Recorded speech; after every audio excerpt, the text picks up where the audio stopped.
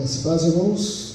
Abra sua Bíblia em Ageu, capítulo 2, versículos de 1 a 9, que diz o seguinte: no 7º mês, ao 21º do mês, veio a palavra do Senhor pelo ministério do profeta Ageu, dizendo: fala agora a Zorobabel, filho de Sealtiel, príncipe de Judá, e a Josué, filho de Josadaque, o sumo sacerdote, e ao resto do povo, dizendo: quem há entre vós que, tendo ficado, viu esta casa na sua primeira glória?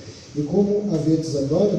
Não é como esta, como nada que os vossos olhos comparada com aquela.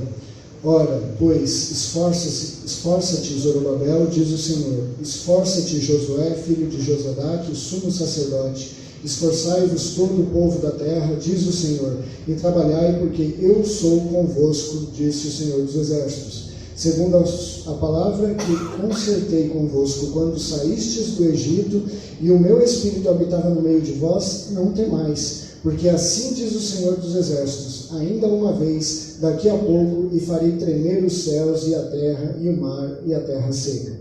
E farei tremer todas as nações, e virá o desejado de todas as nações, e encherei esta casa de glória, diz o Senhor dos Exércitos. Minha é a prata, e meu é o ouro, disse o Senhor dos Exércitos. A glória desta última casa será maior do que a da primeira, diz o Senhor dos Exércitos, e neste lugar darei a paz, diz o Senhor dos Exércitos. Que Deus abençoe a sua palavra. Uma palavra que é comum, mais do que nós gostaríamos, se chama desânimo. Desânimo é um dilema humano aos quais nem os grandes heróis da Bíblia se livraram dele. Podemos citar Elias lá em 1 Reis 19, na sua situação lá na caverna. Podemos citar Davi em 2 Samuel, entre os capítulos 18 e 19, lamentando a morte de seu filho, Absalão. Em vários outros momentos em que os homens de Deus se colocam numa posição, se encontram em uma posição de desânimo e precisam ser animados, motivados. Em 2020, o maior número dos livros vendidos, e foram muitos livros vendidos, as pessoas que estavam em casa retomando o hábito de leitura, foram os livros de autoajuda e motivacionais. Uma pesquisa que foi tirada do site da Amazon, dos livros vendidos na Amazon, os 20 livros mais vendidos, 10 destes eram de autoajuda ou motivacionais. Tá? As pessoas elas buscam sempre uma fórmula ou um método, passo a passo, alguma coisa que ajude a sair do desânimo. Nós tendemos a querer fórmulas mágicas para tudo, né? Aquilo que possa nos impulsionar. Eu preciso seguir esses passos e como tomar um remédio, uma cápsula, aquilo vai fazer o que nós precisamos. Só que apresentar motivos que nos motivem é um processo racional, um processo de meditação, de consciência. Motivação é apresentar motivos, apresentar razões, apresentar um conjunto de causas, de acordo com o dicionário, um conjunto de causas e fatores que determinem uma atividade ou uma conduta. Então, é quando você se sente motivado quando você racionalmente tem uma justificativa ou um objetivo para aquilo, para você se motivar. Então, apresentar essa razão ou essa motivação é o processo de motivar. Apresentar justificativas que nós não devemos ficar parados, estagnados. Na primeira mensagem de Ageu que nós vimos um povo que se encontrava desanimado, parado, e que Deus exortou e eles se motivaram a trabalhar na construção do templo. Essa segunda mensagem vem de encontro exatamente à necessidade do desânimo. O texto diz que quando eles começaram a construir, eles se encontraram desmotivados. Só recapitulando aí um pouquinho a história de Ageu, nós vemos ali na linha, em 586, o povo estava no exílio babilônico, ok? Foi levado para a Babilônia, Jerusalém foi destruído e o templo foi destruído, foi tudo destruído em Jerusalém e o povo foi aprisionado porque quebrou a aliança com Deus e provocou a ira de Deus. Lá no final de 2 Crônicas, nós vemos que o povo por diversas vezes rejeitou a palavra de Deus e zombou dos seus profetas, e por isso veio a punição de Deus. No ano 538, nós vemos que o rei Ciro, da Pérsia domina a Babilônia e ele solta um decreto permitindo que os povos possam retornar à sua terra. E aí, liderados por Zorobabel, filho de Sealtiel, como governador, e por Josué, filho de Josadaque, como sacerdote, uma grande quantidade do povo retorna para reconstruir o templo de Jerusalém, para retomar a reconstrução ali do templo. Em 536, então, eles lançam os alicerces para construir. Como eu falei na mensagem anterior, em Esdras, capítulo 1 ao capítulo 6, nós temos todo esse contexto histórico de Ageu, contando todos esses fatos deles retornando para reconstruir o templo e tudo mais.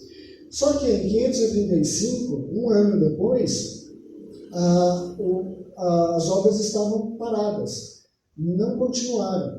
O povo desanimou, o povo começou a cuidar dos seus próprios afazeres, assunto da primeira mensagem que a gente ministrou há 2 domingos atrás. E aí o povo parou as obras, e aí vem a primeira profecia de Ageu, que é o primeiro capítulo de Ageu que nós estudamos, chamando o povo à reconstrução do templo. Um mês depois, o povo lança mão à obra e continua a obra do templo, a reconstrução. E aí, aproximadamente 2 meses depois, nós temos a segunda profecia de Ageu, que é esse texto que nós lemos no capítulo 2. O que acontece aqui? Logo que nós lemos no começo, e lendo Esdras no contexto, nós vemos que o povo, quando eles veem a construção do templo, começam a levantar o templo, além das dificuldades que nós já trabalhamos, dos povos vizinhos, tentando desanimar, eles olham para aquele alicerce que eles levantaram e eles começam a chorar. Os anciões, os mais velhos, aqueles que viram o templo anterior que tinha sido destruído, o templo que foi construído por Salomão, que viram toda aquela glória, pompa do templo de Salomão, agora olhava aquele protótipo mal acabado do que eles estavam conseguindo fazer, e eles perceberam que eles não iriam conseguir fazer nada do que uma réplica muito inferior, e começaram a chorar e lamentar aquela situação. E isso trouxe desânimo ao povo. O texto começa aqui, o capítulo 2, falando justamente disso. Vocês que lembram do outro templo, do primeiro templo, e olham e veem que não tem nada parecido. Então é aquele momento de desânimo em que nós olhamos para aquilo que a gente está conseguindo conquistar e a gente fala, puxa, não é nem metade do que eu imaginava, do que eu esperava, e aí bate aquele desânimo. E aí Deus apresenta aqui na profecia de Ageu 3 métodos motivacionais para dar ânimo ao povo, para trazer conforto nesse momento de desânimo. E é muito interessante isso, porque Deus ele cuida dessa necessidade humana já lá com esses métodos. Contudo, nós vamos precisar desconstruir a maioria dos métodos motivacionais seculares, ou do que o mundo apresenta como sendo o caminho para se motivar. E aí eu sei que todos aqui já tiveram contato, seja com um vídeo na internet, com uma reportagem na televisão, como se sentir motivado nesse período de pandemia, como se sentir... E o que a gente vai fazer é mostrar que a Bíblia ela já tem passos para uma motivação, métodos motivacionais, só que totalmente diferentes do que o mundo espera encontrar. O primeiro deles, que é apresentado, é lembrar do passado, é olhar para trás. Mas olha que interessante. Quando o mundo fala de olhar para o passado, geralmente o que nós temos é um saudosismo, é um sentimento de nostalgia, né? Aquela memória seletiva, como era bom os anos 80, os anos 90, quantos vídeos a gente já viu sobre isso, quantas vezes você mesmo já falou, a minha infância era muito melhor do que a infância das pessoas de hoje, como era bom aquele tempo. Só que a nossa memória ela se torna seletiva. Diz alguns pensadores aí, alguns estudiosos, que a nossa memória só guarda os lados bons, as coisas boas, e deleta os traumas. Né? Se isso é verdade ou não, a verdade é que nós fazemos essa memória de forma seletiva. Nós olhamos para o passado e olhamos só as coisas boas. Né? Já diz o jargão que quando uma pessoa morre, ela vira santa. Né? Você só lembra das coisas boas que aconteceram. Isso é um costume, só que é um costume que não é ensinado pela Bíblia, não. A Bíblia ela mostra olhar para o passado, mas você resgatar a realidade do passado. Você resgatar as dificuldades, principalmente, do passado. Porque é nesses momentos em que nós constatamos o quanto Deus estava presente em toda a nossa história. É nesses momentos que nós lembramos que não foi tudo flores. mas que nos momentos de dor, Deus nos resgatou e nos tirou. E nós passamos a olhar a nossa própria história de uma forma como quem conhece o final do livro, ou assiste o filme conhecendo o final do filme, que já sabe como que vai terminar, como termina com vitória. É bem verdade que quando nós olhamos para os problemas do passado, eles parecem menores. Por mais que nós falemos assim, eu lembro que foi muito duro aquela situação, mas nós tendemos a diminuí-los. Por quê? Porque é muito pior um problema quando nós estamos dentro dele. A pior dor é aquela que nós estamos sentindo, não importa se é de um pelo encravado ou de um dente inflamado. A nossa dor naquele momento é a pior que existe. Okay? Então, olhar para o problema do passado, obviamente, ele será diminuído. Mas é necessário se lembrar como foi que nós aprendemos naquele momento, o que nós aprendemos naquele momento. Deus ele conclama o povo a olhar para trás e olhar para os tempos do passado e criar memoriais. A Bíblia ensina esse princípio da necessidade humana de criar memoriais. O povo de Israel, a gente já citou na outra mensagem, que ele sai do Egito e alguns dias após no deserto já estava lamentando que com saudade dos pepinos e melões que comia no Egito, e se esquecendo da escravidão e do sofrimento que tinha lá. Isso é comum.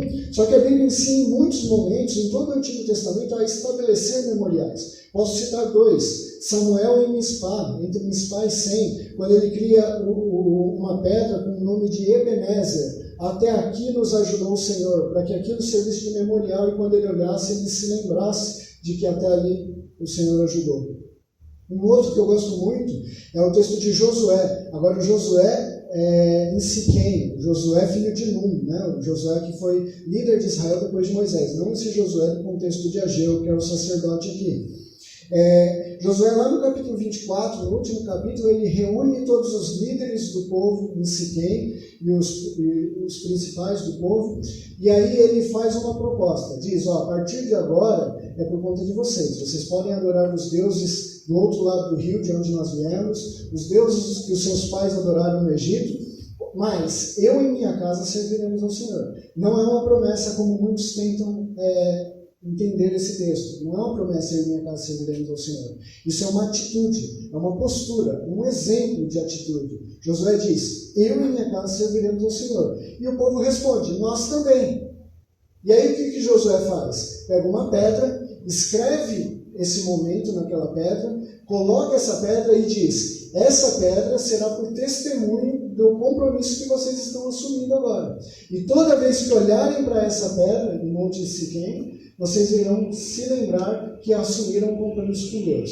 É uma pena que passou pouco tempo, né? Se você virar a página entre os juízes, você já vê que os juízes, cada um fazia o que bem entendia, como termina o livro de Juízes no último versículo, já se desviando completamente do Senhor. Não assumiram o compromisso, porque não mantiveram a memória, a lembrança do pacto que foi feito. Então, quando nós olhamos para o passado, nós precisamos erguer esses memoriais para nos lembrar de como o Senhor até aqui nos ajudou o Senhor e para nos lembrarmos dos pactos que fizemos com Deus. Não somente de saudosismos e de vitórias, mas nos lembrarmos que de lutas nós chegamos aonde estamos hoje. Nós fomos construídos através de batalhas, de lutas e de provações. No versículo 4 diz, ser forte, falando a Zorobabel depois, ser forte, Josué, filho de Josadac, ser forte todo o povo, e encorajando todo o povo com palavras que foram usadas no passado, remetendo ao passado. Citamos Josué, filho de Num, lá em Josué 1, quando Moisés morre, Deus chega a Moisés e diz o quê? Josué 1, o versículo 9, principalmente.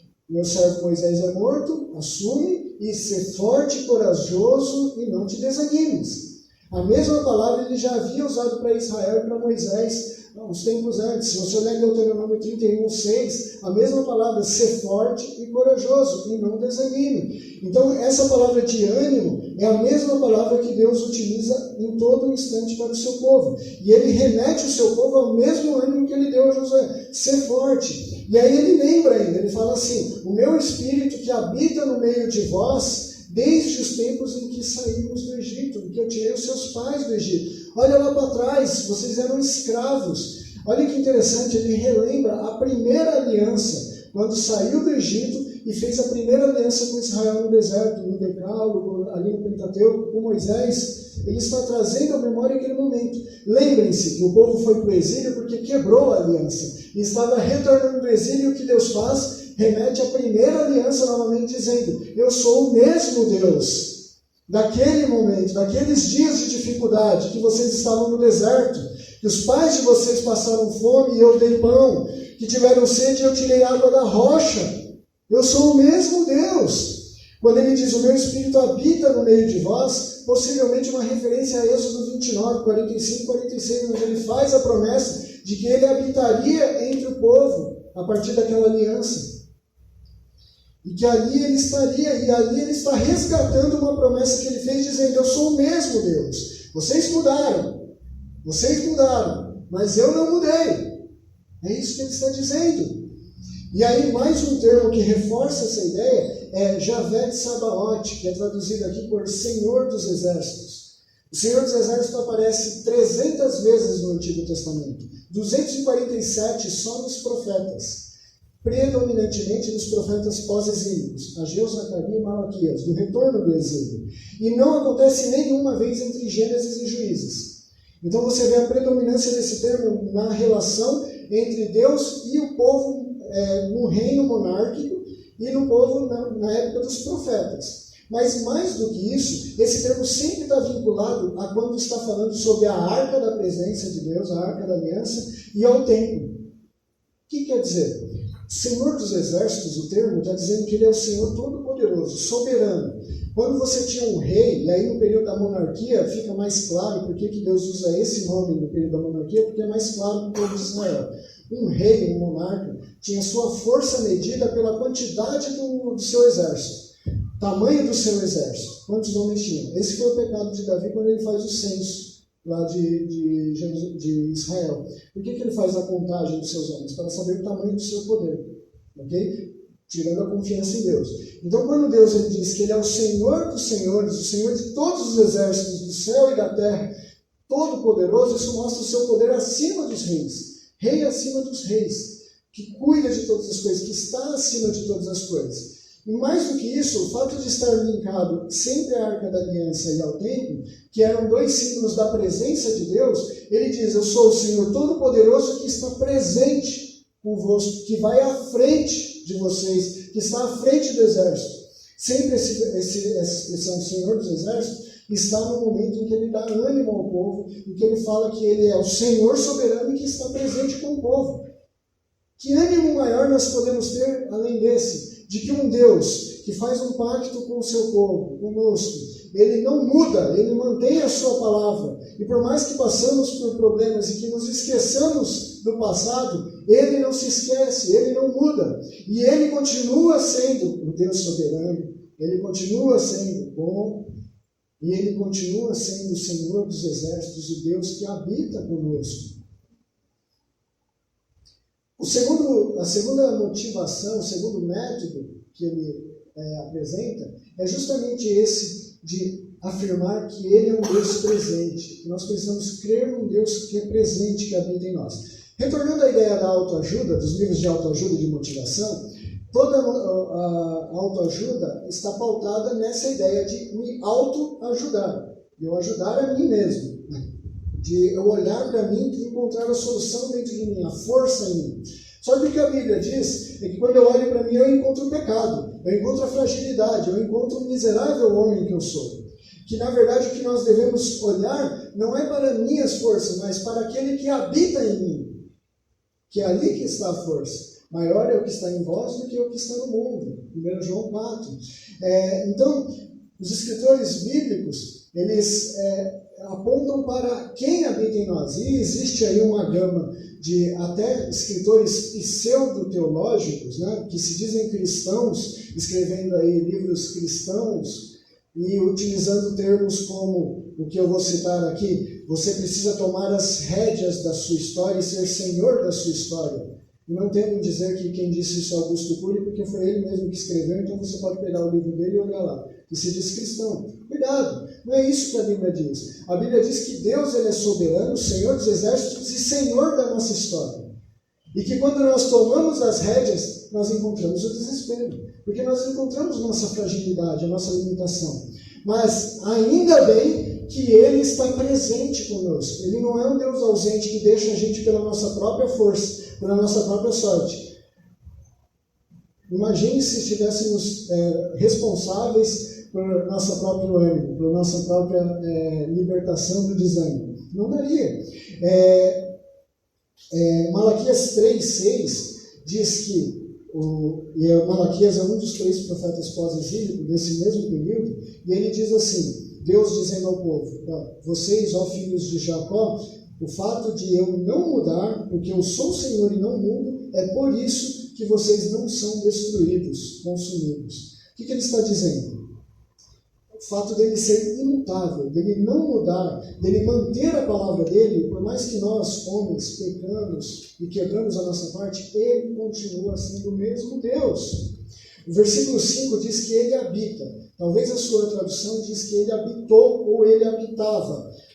Todas essas traduções estão certas, porque nós não temos um verbo, uma conjugação verbal na língua portuguesa equivalente ao particípio hebraico, que diz que ele habitou, habita e continua habitando. Talvez seria essa a melhor tradução ali em cima do verbo.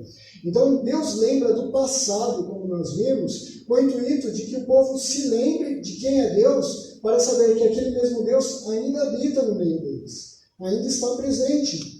Ele é imutável, ele é eterno. Eu já expliquei o que é o conceito de eternidade de Deus, e talvez os irmãos se lembrem dessa explicação.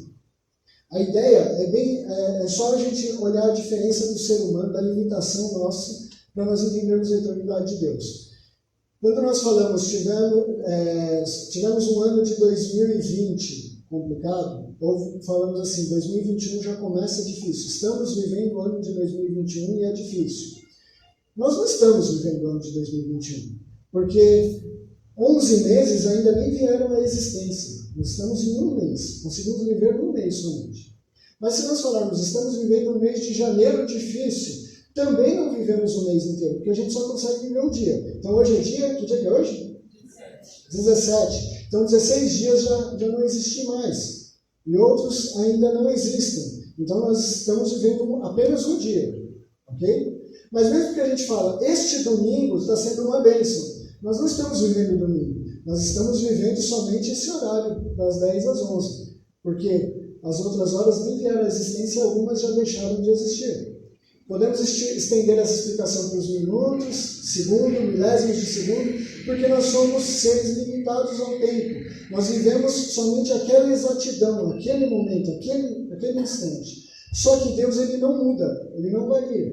Então, do mesmo jeito que nós estamos modificando, sendo modificados a cada segundo, a cada instante, nos perecendo a cada instante, corrompendo, morrendo a cada minuto, sendo mais claros, a cada minuto que passa, a cada dia que passa, Deus ele continua o mesmo, imutável. Então ele era, ele é e ele sempre será. Então ele não é limitado pelo instante em que nós estamos vivendo, porque ele já sabe o que vai acontecer, ele tem em sua mente, não esquece o que passou, e ele vive a eternidade. Então a eternidade se torna a simultaneidade dos tempos, o presente, o passado e o futuro de uma vez só para Deus.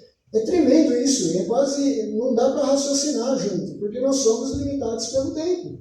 Não conseguimos sair dessa limitação. Agora, quando Deus diz que Ele habita no meio do povo, que Ele está presente, isso é muito mais do que uma promessa. Por quê? Porque isso faz parte da própria essência de quem é Deus, da sua própria natureza. Ele é presente. Passado e futuro, Ele é simultaneamente.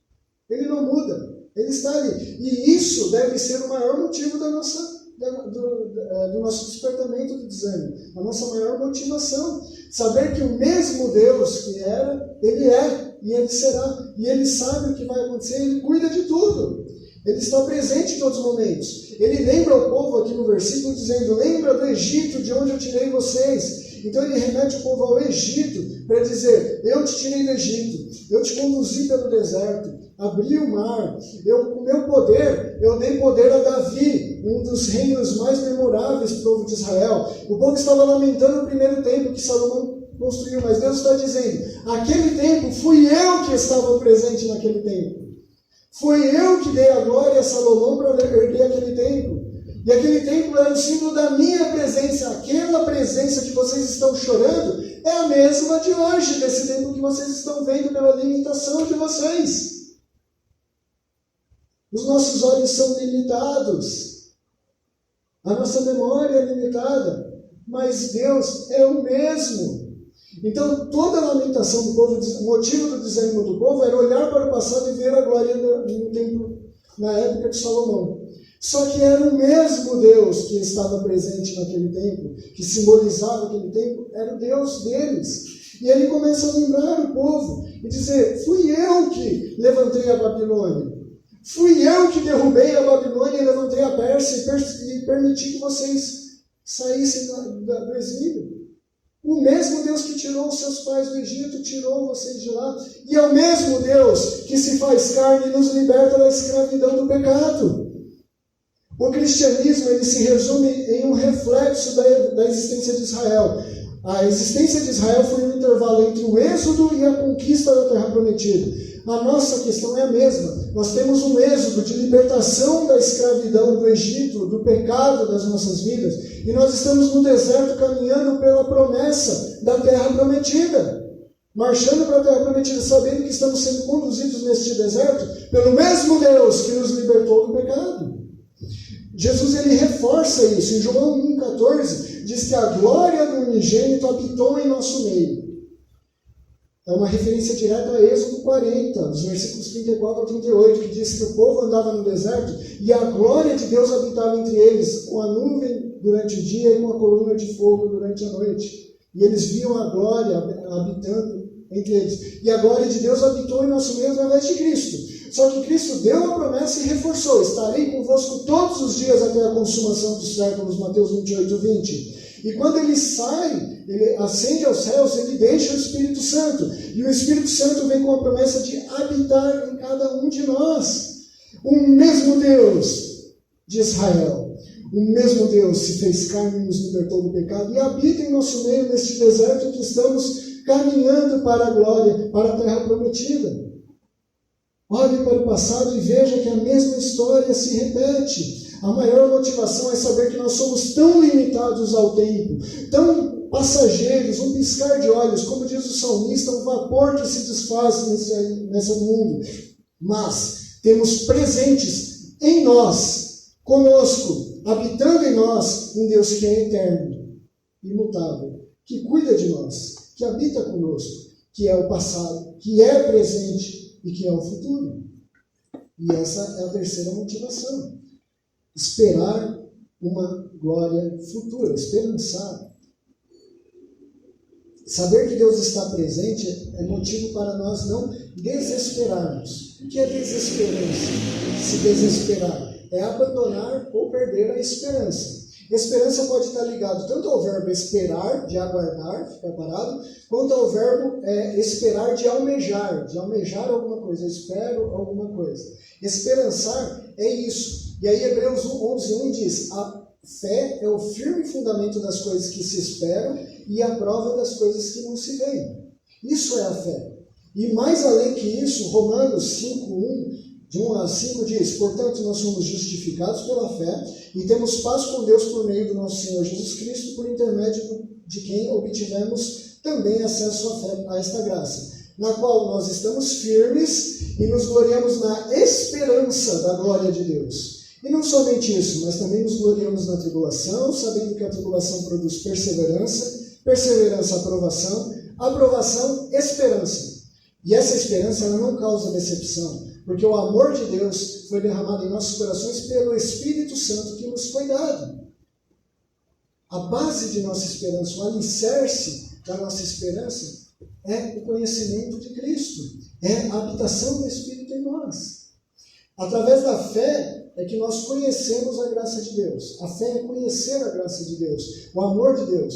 A fé é o que nos leva a saber que pela graça Ele morreu numa cruz pelos nossos pecados.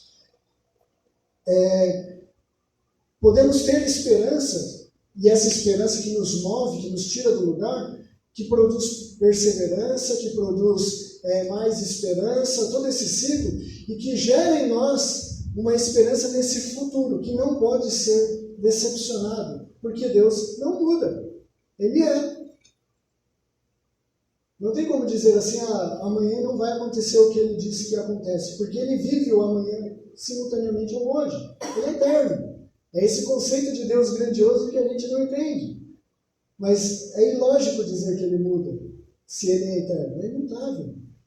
Então, isso nos traz esperança. Até o versículo 5 aqui, se você ler novamente Ageu 2, 1 a 5, você vai ver que em todo momento ele está se remetendo ao passado. Eu habitei no meio de vós, eu estava com vocês desde o Egito, eu caminho com vocês, sou o mesmo Deus. Do versículo 5 em diante, do 6 em diante, nós vemos que ele começa a motivar essa esperança numa glória futura. Começa a mostrar coisas que irão acontecer. No versículo 7 ele diz até assim, que o desejado das nações virá entre vós. E aqui é a grande beleza. O significado dessa profecia. Se sua Bíblia tiver os tesouros ou as preciosidades dos povos, como está na NVI e algumas traduções mais atuais, outras talvez a revista corrigida vai estar o desejado de todas as nações, na minha Bíblia aqui está como o desejado, até com letra maiúscula, de todas as nações. Todas as duas traduções elas são possíveis, tá? E tem interpretações diferentes. Porém, você vai ver que vai chegar no mesmo lugar. São caminhos diferentes que vão chegar no mesmo lugar. Olha só, num primeiro momento, se eu traduzo o termo como singular, o amado, o preferido, o desejado das nações, é o mesmo termo que aparece em 1 Samuel 9:20, Daniel 9:23. Então, são termos que são traduzidos sempre como desejado, amado, preferido de Deus. Então, isso traz um significado messiânico, a vinda de um amado, a vinda daquele que está sendo profetizado em paralelo em Malaquias 3:1. E olha que interessante, Malaquias 3:1 é o contexto do versículo que eu falei agora há pouco, de porque eu não mudo, é que vós não sois destruídos aos filhos de Jacó. Então, é no mesmo contexto que está a profecia messiânica, o que reforça essa interpretação. No versículo 9 diz de uma nova casa, um novo templo ser erguido. Só que na história não há um terceiro templo. Não tem um terceiro templo. Foi o primeiro templo, o segundo que era aquele que estava ali diante do povo, e essa promessa de um novo templo que seria erguido, que seria maior em glória do que o anterior, ele remete a algum terceiro templo escatológico futuro. Não existe um terceiro templo, pelo menos não físico. Mas, em Marcos 14:58, nós vemos Jesus dizendo que aquele templo que o povo estava vendo, que era o mesmo templo que foi reconstruído no tempo de Ageu e que foi reformado no tempo de Herodes, ok? Mas era o mesmo templo que foi reformado. Aquele templo seria destruído, mas em 3 dias ele reergueria o templo. Os líderes da época se escandalizaram, mas não entenderam que era uma profecia escatológica, porque os 3 dias fazia referência à sua morte e ressurreição. A mesma profecia foi reforçada para a mulher samaritana lá no tanque de Betesda, quando ele pega e diz para ela que Deus não habitará mais em um templo feito por mão, mas em templos espirituais. Tudo isso se cumpre na nova aliança, quando Jesus, lá em Lucas 22:20, diz: esse é o cálice da nova aliança que é firmada no meu sangue. É uma nova aliança, diferente da antiga aliança. Aliança, testamento, a mesma coisa. Diferente do Antigo Testamento, o Novo Testamento, em Cristo. E aí, depois da ascensão, se cumpre no Espírito Santo, que habita no nosso meio, habita em nós. Olha que interessante, no versículo 9, aqui de Ageu, diz que, lá no finalzinho, que ele transformaria aquele local, este local que o povo estava, em um local de paz. Talvez uma referência, até um jogo de palavras com o termo Jerusalém. Jerusalém é local de paz, né? Vem de Shalom, Salém, né? Cidade de paz. Mas, olha que interessante, em João 14:24, Jesus diz que a minha paz eu vos dou e não vos la dou como o mundo a dá. Ok? O contexto desse versículo, quando ele fala isso, é a promessa da entrega do Espírito Santo, que habitaria em nós. Se você ler o capítulo 14, você vai ver que ele vai falar que o Espírito Santo estaria no meio de nós, habitando em nós, nos guiando, e aí depois ele diz que a minha paz eu vos dou e não vos la dou. Ou seja, o cumprimento da promessa de um local de paz estabelecido se faz aqui, na promessa do Espírito Santo. Nossa esperança tem que ser depositada em Cristo. que nos libertou da escravidão e nos conduz no deserto para a terra prometida.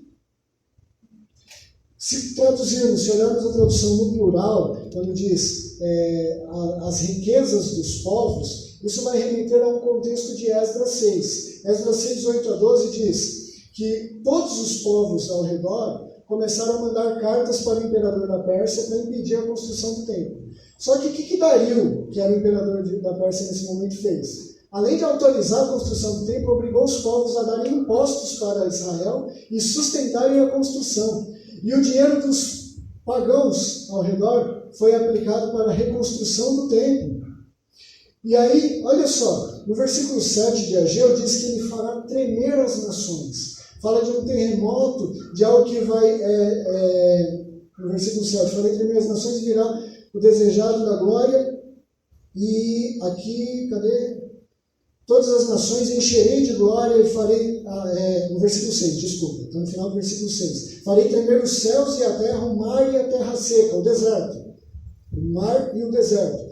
Em profecias simbólicas escatológicas, quando se refere a águas, mares, a gente já falou isso em Apocalipse, está se referindo a nações. Na sequência ele reforça dizendo que ele fará tremer todas as nações. Ou seja, a história vai ser modificada ainda aqui para frente. Ele está prometendo que muita coisa ainda vai mudar. Muita coisa ainda vai acontecer. E se nós olharmos para a história, aconteceu. Porque a Pérsia caiu também. E os gregos tomaram aquela região. E a Grécia caiu e Roma tomou aquela região. E as profecias de Daniel que falam sobre essa mesma passagem, falam que Roma foi destruída por uma pedra fundamental que era Cristo. Falando de toda essa mudança histórica, de tudo que iria acontecer. Vamos olhar de uma forma mais ampla, vamos viajar um pouco na nossa imaginação também aqui. Imagina, quando o povo foi preso em Jerusalém, levado para a Babilônia, e o templo foi destruído e saqueado, todo aquele ouro que fazia o templo de Salomão, foi para onde? Foi para esses povos que o saquearam, ok? Agora nós temos todos esses povos pagando riquezas e levando materiais para ser reconstruído. Possivelmente o mesmo ouro. Se não, o ouro que ficou em Edom ainda, de onde vem Herodes, é o que vai ser utilizado para a reforma do templo mais à frente, quando Roma domina. E aquele templo majestoso que Herodes transforma, é ornado com o mesmo ouro que foi tirado do próprio templo. Possivelmente. O que Deus está dizendo? Meu é o ouro, minha é a prata. Pode levantar império, cair império, pode ter... Mas sou eu que dou e que tiro. Volta para o mesmo lugar. Tem a mesma fonte. O que te sustenta, ó Israel, não é as suas riquezas e a sua glória. O que te sustenta sou eu. O que te sustenta, meu irmão, não é o seu trabalho, o seu emprego, mas é Deus, através do seu trabalho e seu emprego. O texto fica muito claro que Deus pode usar o ímpio para sustentar a construção do seu próprio templo. Os povos pagãos sustentaram ali com impostos o povo que estava lamentando. Deus pode usar até o ímpio para a sua glória. Porque é Ele que é o dono do ouro e da prata e não deste mundo. O mundo jaz no maligno e muitas vezes a gente acha assim, está na mão do maligno e Deus não tem mais controle. O mundo está lá, todo em pecado e Deus não toca. Não! Tudo está sob o controle de Deus, Ele é soberano acima de todas as coisas. E aí Ele diz o quê? Olha para o futuro e espera, porque a terra que eu estou prometendo, a glória futura vai ser muito maior do que a do passado.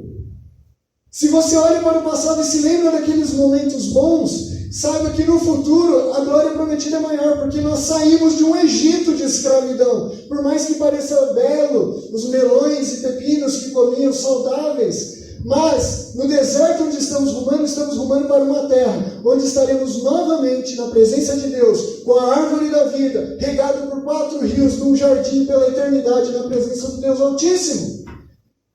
O que mais pode motivar o homem? Concluindo, somos seres limitados, dotados de emoções e assim Deus nos criou. Então sentir emoções não é pecado. Deus nos criou emocionais, mas a atitude que tomamos mediante nossas emoções, essa pode se configurar pecado. As decisões que nós tomamos. O desânimo, ele não é banalizado por Deus. Se fosse algo que é pecado simplesmente por tê-lo, então Deus não investiria tanto tempo falando com o teu povo e mandando profecia justamente para animar o povo. Para animar Davi, para animar Jonas, para animar Elias, para animar os seus homens. E para nos animar, nos motivar. Então ele não despreza o desânimo humano, ele sabe que é uma questão humana. Só que os métodos motivacionais bíblicos, eles se diferem em muitos aspectos desses métodos motivacionais do mundo. E o que nós precisamos fazer é parar de buscar resposta no mundo. Eu disse no começo que a motivação é algo racional, é uma justificativa para nós caminharmos. E como nós encontramos a modificação da nossa mente ou a razão da nossa existência? Através da palavra de Deus. Então, se você procura métodos que sejam fantásticos, que sejam mágicos, como uma cápsula que você toma e sareia, você não vai encontrar. O método é se aproximar de Deus e conhecê-lo. E olhar e saber quem é Deus, olhando para o passado, conhecendo a sua história. E saber que é o mesmo Deus que está presente. E saber que é o mesmo Deus que promete uma aliança futura. Esperançar essa glória futura. Conscientes de que Deus está presente conosco e sabendo de que Ele sempre esteve conosco. Em todos os momentos. E quanto mais você se alimenta disso, quanto mais você busca isso, mais ânimo, mais motivação você vai ter para continuar caminhando nesse deserto até entrarmos na terra prometida. Amém?